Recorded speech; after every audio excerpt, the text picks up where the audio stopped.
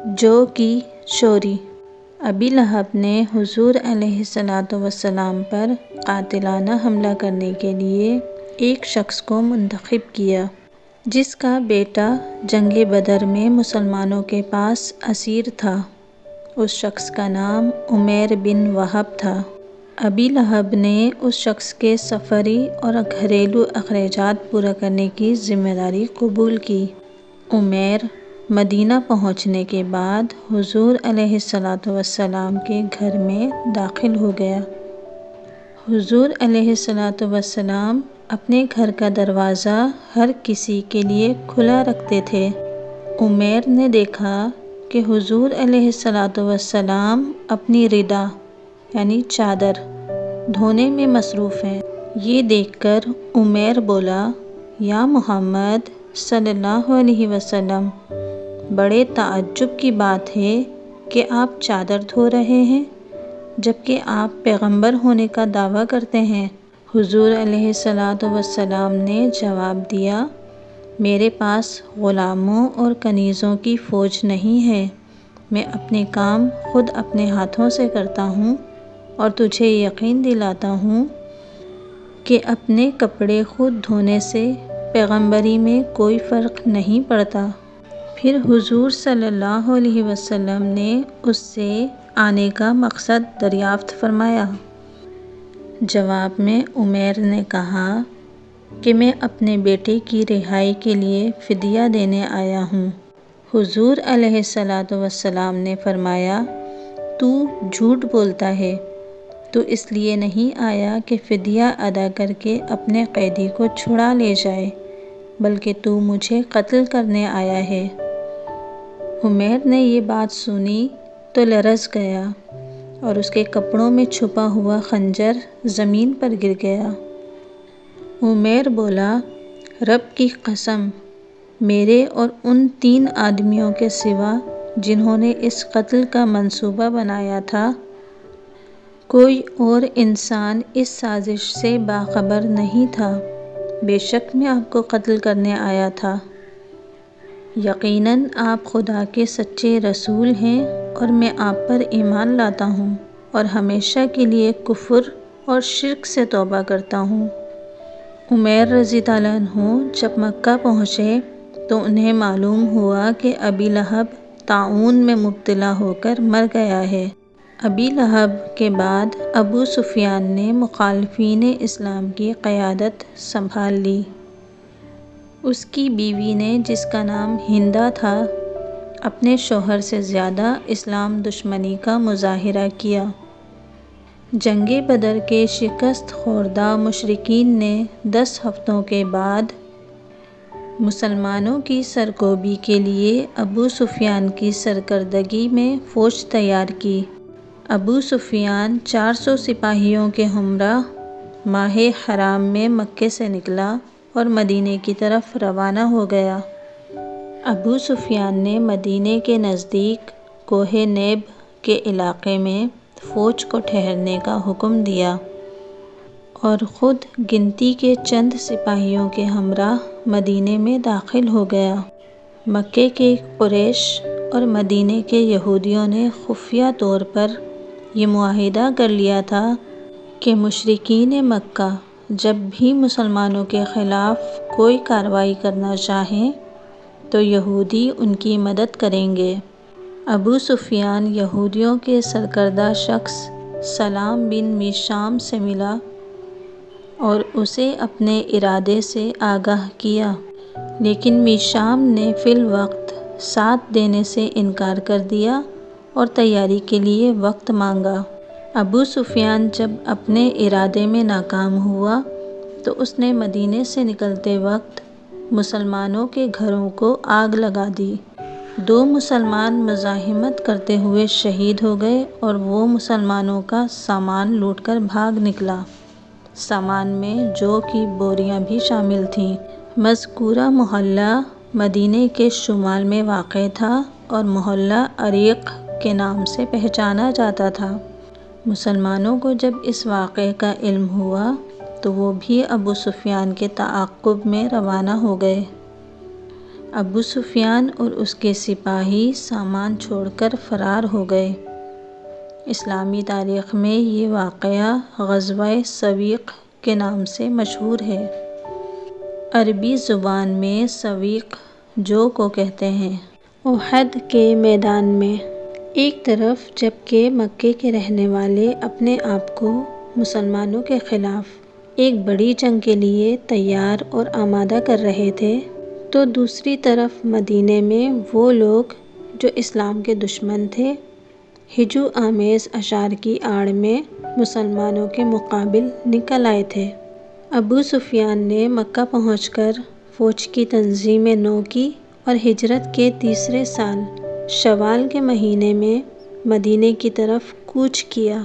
اس مرتبہ 3000 جنگجو سپاہی ابو سفیان کے زیر کمان تھے، جن میں 700 سپاہی مکمل طور پر مسلح پوش تھے۔ صفوان اس فوج کا نائب سالار تھا۔ ابو سفیان کے ہمراہ مدینہ آنے والے دوسرے سرداروں میں ابو جہل کا بیٹا اکرمہ بھی شامل تھا، جس کے سینے میں مسلمانوں کے خلاف نفرت کی آگ بھری ہوئی تھی۔ ابو سفیان کی بیوی ہندہ بھی مدینے کی طرف عازم سفر ہوئی۔ وہ اعلان کر چکی تھی کہ مسلمانوں کے ناک، کان اور ہاتھ کاٹ کر ان کا ہار اپنے گلے میں ڈالے گی۔ سیدنا حضور علیہ الصلوۃ والسلام نے اپنے ساتھیوں کے مشورے سے مدینے سے باہر نکل کر کفار مکہ کا مقابلہ کرنے کا فیصلہ کیا اور احد کے مقام پر پڑاؤ ڈالا۔ منافقین نے شریک ہونے سے انکار کر دیا۔ عبداللہ بن ابی ان کا سربراہ تھا۔ سورہ آل عمران میں اللہ تعالیٰ کا ارشاد ہے، ترجمہ: اور تاکہ اللہ انہیں بھی جان لے جنہوں نے منافقت کی اور ان سے کہا گیا کہ آؤ اللہ کی راہ میں لڑائی کرو یا دفاع کرو، تو انہوں نے کہا کہ اگر ہم لڑائی جانتے تو یقیناً تمہاری پیروی کرتے۔ یہ لوگ ایمان کی بنسبت آج کفر کے زیادہ قریب ہیں۔ منہ سے ایسی بات کہتے ہیں جو دل میں نہیں ہے، اور یہ جو کچھ چھپاتے ہیں اللہ اسے جانتا ہے۔ میدان جنگ میں لشکر کی ترتیب اور تنظیم قائم کر کے حضور علیہ الصلوۃ والسلام نے مختلف مقامات پر دستے متعین فرمائے اور ہدایت کی کہ کسی بھی صورت میں اپنی جگہ نہ چھوڑیں۔ جنگ احد میں بڑے نامی گرامی کفار ہلاک ہوئے، ان کی صفیں درہم برہم ہو گئیں۔ جوش اور غیرت کے لیے دف بجا بجا کر اشعار سنانے والی قریشی عورتیں کفار کی پسپائی دیکھ کر بھاگنے پر مجبور ہو گئیں۔ قریش مکہ کا جھنڈا جب زمین پر گر گیا اور کوئی دوسرا کافر اسے نہ اٹھا سکا تو فوج کے حوصلے پست ہو گئے اور فوج اپنے سپاہیوں کی لاشیں چھوڑ کر پسپا ہو گئی۔ متعین جگہ پہاڑی پر موجود مسلمانوں نے اپنی جگہ چھوڑی اور مال غنیمت سمیٹنے لگے۔ مسلمان حضور علیہ الصلوۃ والسلام کی ہدایت کے برخلاف میدان میں کود پڑے تو خالد بن ولید نے اس موقع سے فائدہ اٹھایا اور اسلامی لشکر کی پشت پر جا پہنچے۔ پہاڑی مورچوں پر موجود چند مسلمان جنہوں نے جگہ نہ چھوڑی تھی، مشرکین کا مقابلہ نہ کر سکے۔ رسول اللہ صلی اللہ علیہ وسلم کی ہدایت کے خلاف اس عمل سے مشرکین نے بھرپور فائدہ اٹھایا۔ کافر فوج کا جھنڈا ایک عورت نے اٹھا کر ہوا میں بلند کر دیا۔ مشرکین کی پسپا فوج واپس پلٹ آئی اور مال غنیمت سمیٹتے ہوئے مسلمان چاروں طرف سے ان کے نرغے میں آ گئے۔ مسلمانوں میں ابتری پھیل گئی۔ کسی نے اعلان کر دیا کہ محمد صلی اللہ علیہ وسلم شہید ہو گئے ہیں۔ لشکر آپس میں گڈمڈ ہو گئے۔ مسلمانوں کے ہاتھوں بعض مسلمان شہید ہو گئے۔ افراتفری کے عالم میں مسلمان جب منتشر ہونے لگے تو سیدنا علیہ الصلوۃ والسلام نے پکار کر بلند آواز سے کہا، میری طرف آؤ، میں اللہ کا رسول ہوں۔ یہ صدا کفار نے بھی سنی اور وہ مسلمانوں سے پہلے ہی آپ صلی اللہ علیہ وسلم تک پہنچ گئے۔ اس وقت حضور علیہ السلام کے قریب 9 صحابہ کرام موجود تھے۔ کفار نے بھرپور حملہ کیا اور اس معرکہ آرائی میں 7 صحابی شہید ہو گئے۔ مشرکین چاہتے تھے کہ حضور علیہ السلام کو شہید کر دیں، لیکن جانثاروں نے اپنی جان کے نذرانے پیش کر کے انہیں رسول اللہ صلی اللہ علیہ وسلم تک نہیں پہنچنے دیا۔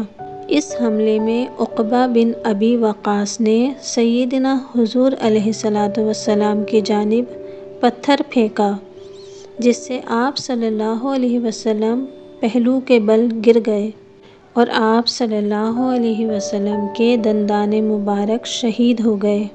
آپ صلی اللہ علیہ وسلم کا نچلا ہونٹ زخمی ہو گیا۔ ایک مشرک نے آپ صلی اللہ علیہ وسلم کی پیشانی زخمی کر دی۔ ایک اور نے اتنے زور سے تلوار ماری کہ آپ صلی اللہ علیہ وسلم ایک عرصے تک کندھے میں چوٹ کا اثر محسوس کرتے رہے۔ اسی نے دوسرا وار چہرے پر کیا، جس سے خود کی 2 کڑیاں چہرے کے اندر دھس گئیں اور آنکھ کے نیچے کی ابری ہوئی ہڈی پر زخم آئے۔ اس موقع پر جانثاری کی اعلیٰ ترین مثالیں سامنے آئیں۔ جس وقت سیدنا علیہ السلام چوٹ کھا کر زمین پر گرے، حضرت طلحہ رضی اللہ عنہ آپ صلی اللہ علیہ وسلم پر بچھ گئے اور کفار مکہ کے بیشتر حملے انہوں نے اپنے جسم پر روک لیے۔ حضرت ابو دجانہ رضی اللہ عنہ دشمنوں میں گھرے ہوئے اپنے محبوب پیغمبر صلی اللہ علیہ وسلم تک پہنچے تو آپ صلی اللہ علیہ وسلم کے آگے ڈھال بن کر کھڑے ہو گئے اور تیروں کی برسات روکنے کے لیے اپنی پیٹھ کو ڈھال بنا دیا۔ اس نازک ترین لمحے اور مشکل ترین وقت میں اللہ نے غیب سے مدد نازل فرمائی۔ سیدنا علیہ السلام کے حفاظتی دستے میں شامل حضرت سعد رضی اللہ عنہ کا بیان ہے کہ احد کے روز اس لمحے انہوں نے 2 سفید پوش آدمیوں کو دیکھا جو مشرکین کے تابڑ توڑ حملوں سے سیدنا علیہ السلام کی حفاظت کر رہے تھے۔ کافر فوج نے سیدنا علیہ السلام کی شہادت کی افواہ پھیلا کر مسلمانوں میں بددلی پھیلا دی تھی۔ حضرت انس رضی اللہ عنہ کے چچا حضرت انس بن نصر رضی اللہ عنہ نے دیکھا کہ چند مسلمان ہتھیار پھینک کر حوصلہ ہارے بیٹھے ہیں۔ ان سے پوچھا کہ تم لوگ لڑتے کیوں نہیں؟ لوگوں نے جواب دیا، اب ہم لڑ کر کیا کریں گے؟ جس کے لیے لڑتے تھے وہ تو شہید ہو گئے۔ حضرت انس بن نصر رضی اللہ عنہ نے خطاب کیا، اگر واقعی محمد رسول اللہ صلی اللہ علیہ وسلم شہید ہو گئے ہیں تو پھر ان کے بعد ہم زندہ رہ کر کیا کریں گے؟ چلو شہادت کے راستے پر قدم بڑھاؤ کہ ہم بھی آپ صلی اللہ علیہ وسلم سے جا ملیں۔ یہ کہہ کر دشمنان اسلام کی فوج میں گھس گئے اور داد شجاعت دیتے ہوئے شہید ہو گئے۔ شہید ہونے کے بعد دیکھا گیا تو جسم پر 80 سے زیادہ زخم تھے، تیر، تلوار اور نیزے کے۔ اتنے وار ان پر کیے گئے تھے کہ کوئی ان کی لاش نہ پہچان سکا۔ ان کی بہن نے انگلیاں دیکھ کر شہید بھائی کو پہچانا۔ قریش کے غلاموں میں سے ایک سیاہ فام غلام بھی تھا جس کا نام وحشی تھا۔ اس نے لالچ میں حضرت حمزہ رضی اللہ عنہ کو ڈھونڈ لیا اور ان کی طاق میں بیٹھ گیا۔ حضرت حمزہ رضی اللہ عنہ بڑی دلیری سے تلوار چلا رہے تھے۔ وحشی کو ان کا سامنا کرنے کی جرأت نہیں ہوئی۔ وحشی نے جب دیکھا کہ حضرت حمزہ رضی اللہ عنہ کی پیٹھ اس کی طرف ہے تو اس نے اپنا نیزہ اتنی قوت سے ان کی طرف پھینکا کہ نیزے کی نوک سینے کے پار ہو گئی اور حمزہ رضی اللہ عنہ کی روح پرواز کر گئی۔ جب ہندا نے یہ سنا کہ حمزہ رضی اللہ عنہ وحشی کے ہاتھوں قتل ہو چکے ہیں تو اس نے اسی لمحے نہ صرف یہ کہ وحشی کو آزاد کر دیا بلکہ میدان جنگ میں کھڑے کھڑے اپنے کنگن اور ہار اتار کر اسے بخش دیے اور ایک تیز دھار چاقو سے حضرت حمزہ رضی اللہ عنہ کا پیٹ چاک کر کے جگر نکال کر چبانا شروع کر دیا۔ پھر اس نے ان کے ناک اور کان کاٹے۔ ہندا جگر خور نے اسی پر اکتفا نہیں کیا بلکہ قریب پڑی ہوئی لاشوں کے ناک اور کان کاٹ کر ڈوری میں پرو کر ہار بنایا اور گلے میں ڈال کر وحشیانہ رقص کیا۔ ہندا کے علاوہ قریش کی ایک اور عورت سلافہ بن سعد بھی میدان جنگ میں وارد ہوئی۔ درندہ صفت سلافہ بن سعد اس مسلمان شہید کا سر کاٹ کر لے گئی جس نے جنگ بدر میں اس کے بیٹے کو قتل کیا تھا۔ بہت مکروہ چیخ میں اس نے کہا، جب تک میں زندہ رہوں گی کھوپڑی کے اس پیالے میں پانی پیا کروں گی۔ لڑائی ختم ہونے کے بعد حضور علیہ الصلوۃ والسلام نے دیکھا کہ چچا کا پیٹ اور سینہ چاک ہے اور کلیجہ چبا کر پھینک دیا گیا ہے، کان اور ناک بھی کٹے ہوئے ہیں، تو آپ صلی اللہ علیہ وسلم بے انتہا غمگین ہوئے۔ وحشی جب ابو سفیان کی فوج سے بھاگ کر رسول اللہ صلی اللہ علیہ وسلم کی خدمت میں حاضر ہوا اور اس نے اقرار کیا کہ وہ حضرت حمزہ رضی اللہ عنہ کا قاتل ہے تو حضور علیہ الصلوۃ والسلام نے اس کو معاف کر دیا۔ آپ صلی اللہ علیہ وسلم نے صرف اتنا کہا کہ وہ کبھی ان کی نظروں کے سامنے نہ آئے، لہٰذا اس دن کے بعد وحشی کبھی بھی آپ صلی اللہ علیہ وسلم کے پاس سامنے نہیں آیا۔ آپ صلی اللہ علیہ وسلم نے صرف اتنا کہا کہ وہ کبھی ان کی نظروں کے سامنے نہ آئے، لہٰذا اس دن کے بعد وحشی کبھی بھی آپ صلی اللہ علیہ وسلم کے سامنے نہیں آیا، لیکن اس نے حضرت حمزہ رضی اللہ عنہ کا خون بہا ادا کرنے کے لیے مسیلمہ کذاب سمیت حضور علیہ الصلوۃ والسلام کے کچھ دشمنوں کو موت کے گھاٹ اتار دیا۔ جنگ احد میں مسلمانوں کو پہنچنے والے نقصان کے باعث یہودیوں نے پروپیگنڈا شروع کر دیا۔ یہودیوں نے لوگوں سے کہا، اگر محمد صلی اللہ علیہ وسلم اللہ کے رسول ہوتے تو انہیں شکست نہ ہوتی۔